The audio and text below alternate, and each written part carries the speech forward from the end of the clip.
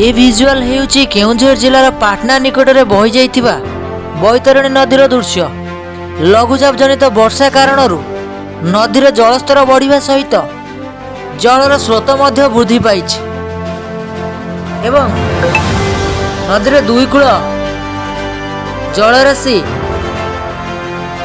वृद्धि हेबारे लागिछि।